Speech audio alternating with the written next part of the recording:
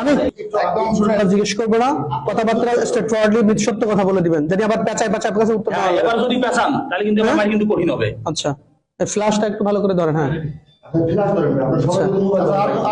এই গ্রামের নাম কি আপনাদের? মাইজেল, ফরিদপুর পশ্চিম মাইজাল।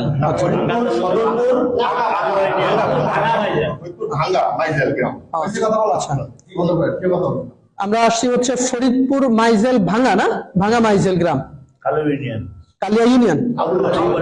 আচ্ছা আচ্ছা আচ্ছা। এখন এখানে আমরা এসে পেয়েছি একজন ইমাম সাহেব হচ্ছে এখানে নামাজ পড়াইতেছে এবং একই সাথে তিনি একজন খ্রিস্টান এবং এই এলাকার ভিতরে খ্রিস্টানদের দাওয়াতি কাজ করে।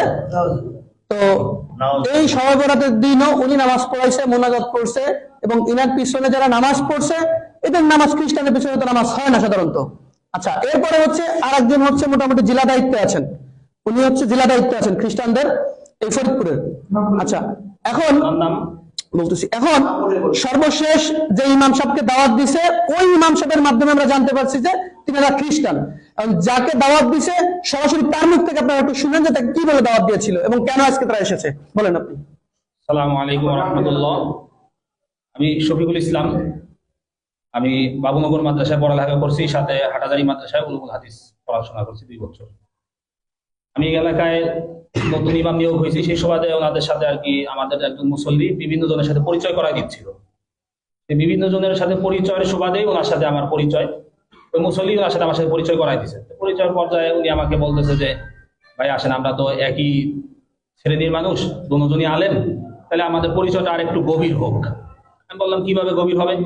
এরপরে বলতেছে যে আমরা একটা কোম্পানির কাজ করি, ওই কোম্পানিতে চাইলে আপনি আমাদের সাথে কাজ করতে পারেন, আল্লাহর রহমতে চাইলে এখানে টাকা পয়সার আপনার কোনো অভাব হবে না, আপনি আমাদের সাথে থাইকা আমেরিকা, লন্ডন, বড় বড় রাষ্ট্র আপনি সফর করতে পারবেন, ভ্রমণ করতে পারবেন, টাকা পয়সা নিয়ে চলবেন। আর মসজিদে ইমামতি করে কয় টাকা দেয় আর আমাদের? আমি বললাম যে কি কাজ এটা? বলতেছে দিনের দাওয়াত। ওই দিনের দাওয়াত করে টাকা পাওয়া যায়, এটা এখন কি দিনের দাওয়াত বলেন আমাকে বিস্তারিত বুঝলা। উনি বলতেছে কয় সব নবীর কথাই তো কোরআন শরীফে আছে, তাই আমরা শুধুমাত্র করি কি ঈসা নবীর দাওয়াতটা আমরা বেশি দিই, অন্য কোনো নবীর আমরা দাওয়াত দিই না, আর আমরা তাকেই মানি। আমি বুঝতে পারলাম যে এখানে আসলে উনি খ্রিস্টান মিশনারিদের একটা কাজ চক্রান্ত, যার কারণে আমি ওনাকে আস্তে আস্তে আস্তে আস্তে আমার লাইনে আনার পর্যায়ে এক পর্যায়ে গত পরশুদিন ফোনে আমার সাথে বলতেছিল যে কোরআনের মধ্যে মুহাম্মদের নাম আর কয় জায়গায় আছে, তার থেকে আমাদের ঈসা আলাইহিস সালামের নাম, মাসিহে ঈসার নাম আরো বেশি জায়গায় আছে, এরকম বলতেছে। পরে আমি গতকালকে সর্বশেষ জিজ্ঞাসা করি যে ভাই আমার, তাহলে উনি আমাকে অনেকদিন ধরে পারামারি করতেছিল যে আমাকে দিবে, ওই তরিকা দিবে, কিছু কিতাবাদি আমাকে দেওয়ার কথা ছিল, কিন্তু তরিকা না দেওয়ার কারণে কিতাবাদি উনি আমাকে দিচ্ছে না। বলতেছিল তরিকা যদি আপনি নেন তাহলে আপনি কিতাবগুলি আমার থেকে নিতে পারবেন, এছাড়া তরিকা না নিলে আপনি আমাদের কোনো কিতাব পাবেন না। আমি বললাম যে তাহলে কি করতে হবে? আপনাকে আগে তরিকা নিতে হবে। তরিকা কিভাবে নিব? এই তরিকা নেওয়ার জন্যই আজকে আমার এখানে আসা। যাওয়ার কথা ছিল প্রথমে ফরিদপুর, কিন্তু আমি ফরিদপুর যখন যাচ্ছিলাম না তখন এখানে আসলাম। আর এখানে এসে আজকে আমাদের কার্যক্রম যেটা ছিল সেটা হচ্ছিল গিয়ে যে উনি আর আমি 2 জন মিলে নদীতে নামবো গোসল করতে। আমাদের আজকের প্রোগ্রাম যেটা ছিল সেটা হচ্ছিল কি আমরা 2 জন একসাথে নদীতে নামবো, উনি আমার মাথার উপরে এইভাবে হাত দিবে, হাত দিয়ে বলবে যে আপনি কি মাসিহে ঈসাকে একমাত্র মুক্তিদাতা হিসেবে মেনে নিলেন এবং এই ধর্মের উপর কি আপনি থাকার জন্য প্রস্তুত? আমি তখন বলবো যে হ্যাঁ। বলার পরে আমার মাথা ধরে চাপ দিবে, আমি পানিতে ডুব দিব, এরকম নাকি 3 বার করা হবে। এই বিষয়ে গতকাল আমার সাথে কথা হয় ফোনে, এই ফোন রেকর্ডটাও আমার কাছে আছে, চাইলে আপনারা কেউ ডকুমেন্টস হিসেবে এটা শুনতেও পারেন। এই হিসাবে আজকে আমার এখানে আসা। তা ওনাদের গত 1 তারিখে ঢাকায় একটা প্রোগ্রাম হওয়ার কথা ছিল, হয়েছেও সেটা। আমাকে উনি যেটা বলছে যে এখানে নাকি শত শত আলেম নাকি থাকে উপস্থিত, যারা বাংলাদেশের বিভিন্ন প্রান্তে মসজিদ মাদ্রাসার খেদমতে আছে। আমার সাথে ওনার সাথে ভিডিওতে কথা হয়েছে, ওইখানে উনি আমাকে পরিচয় করা দিচ্ছে একজন আলেম, যে সে নাকি মিশর আল আজহার বিশ্ববিদ্যালয় থেকে নাকি পড়ালেখা করে আসছে। তাই উনি আমাকে যখন পরিচয় করাই দেয় তখন উনি এখান থেকে বলতেছে কাইফা হাল, আমিও এই দিক থেকে বললাম যে কাইফা হাল ইয়া আখি আলহামদুলিল্লাহ ইবি খাইর, এরকম বললাম। এরপরে দেখুন আবার বাংলা বলতেছে। বুঝলাম যে উনি মিশর থেকে পড়ালেখা করে যদিও আসে নাকি সত্য না মিথ্যা আল্লাহ জানে, তবে উনি আর কি আরবি কিছু পারে।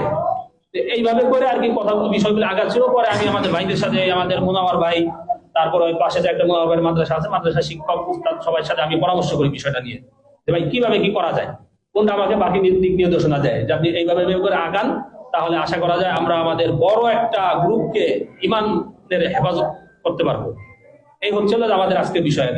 বাদ বাকি কথা নাই আশা করি স্বীকার করবে, স্বীকার করতে হবে এই জন্যই কারণ ওনার সকল প্রকারের ডকুমেন্টস আমাদের কাছে অলরেডি আছে, আমার কাছে আছে। এই যে কিতাবগুলি দেখতেছেন এই কিতাবগুলো উনি আমাকে আগে অনেকবার বলছে যে কিতাবগুলো ওনার কাছে আছে, কিন্তু দিবে না কেন?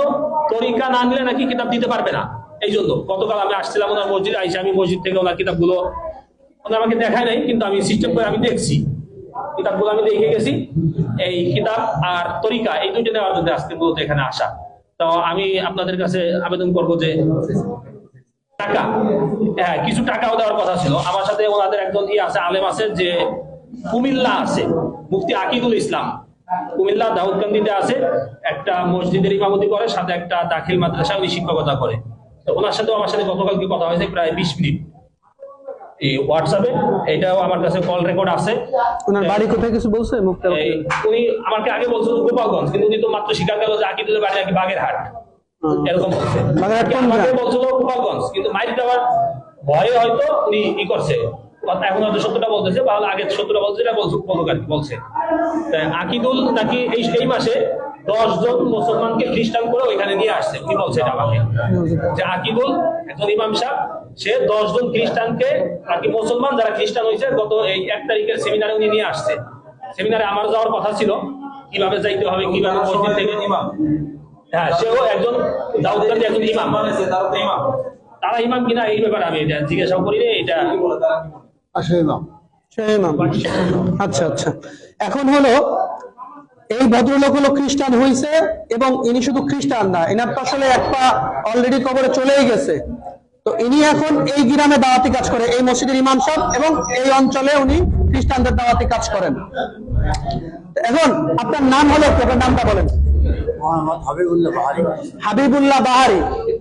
আচ্ছা, প্রথমে পরিচয় দিয়েছিলেন কি? মাওলানা মুফতি হাবিবুল্লাহ বাহারি।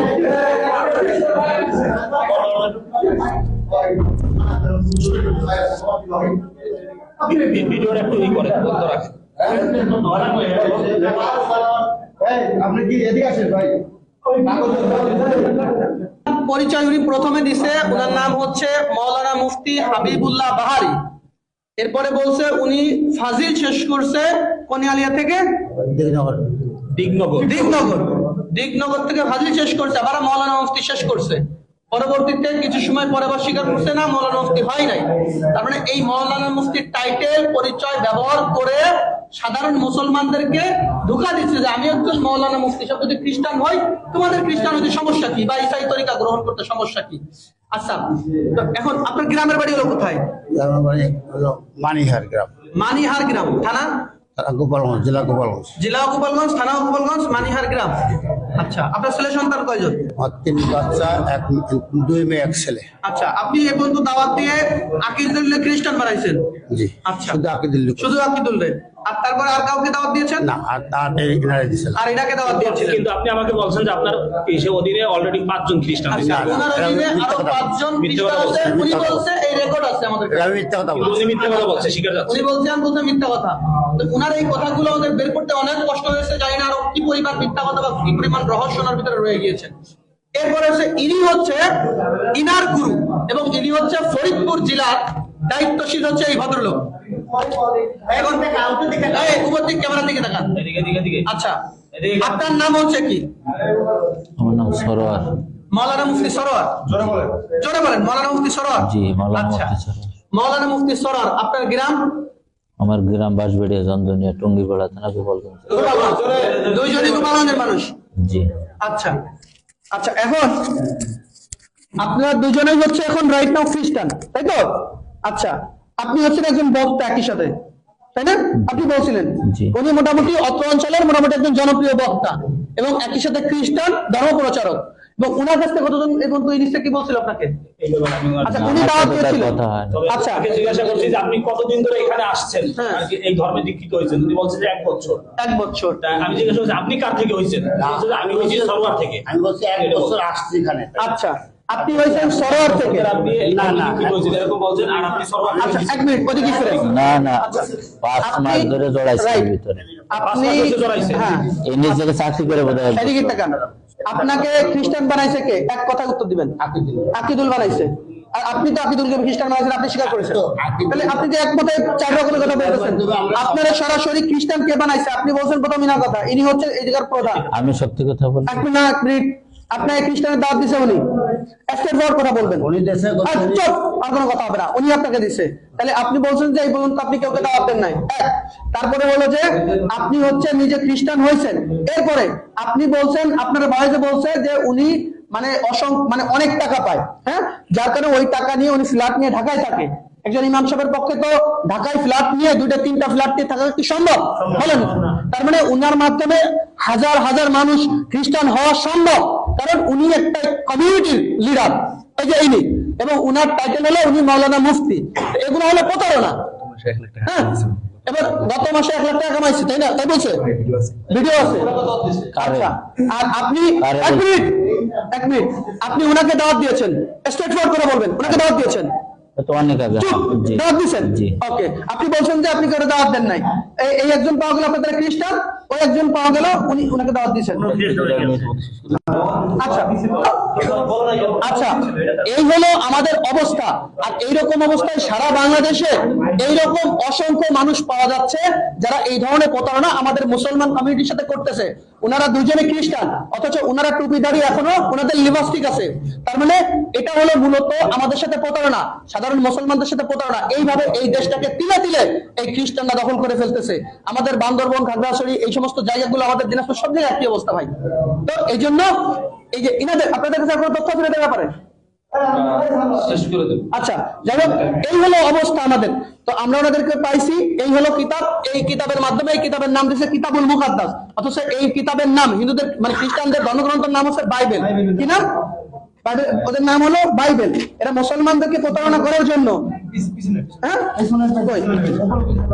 আচ্ছা, এই যে হচ্ছে ওনাদের মূল ইসার নাম হচ্ছে a translation of the holy Bible, অর্থাৎ এটা ট্রান্সলেশন, অনুবাদ করা হয়েছে হোলি বাইবেল থেকে, পবিত্র বাইবেল থেকে। তো অনুবাদ করা হইলে এটা কিতাবুল মুকাদ্দাস হলো কিভাবে? একই সাথে এই যে মনোগ্রামটা, এটা আমরা কোরআন শরীফে ব্যবহার করি না? তো এটা ব্যবহার করছে সাধারণ মানুষ, জানি মনে করে এটাও কোরআন শরীফের মতো। হ্যাঁ, এইভাবে এই দেশের মানুষদেরকে প্রতারণা করতেছে। এরকম শত শত বই ওনারা করছে। যাই হোক, এই ছিল আমাদের আজকের বিষয়বস্তু। আসসালামু আলাইকুম ওয়া রাহমাতুল্লাহ।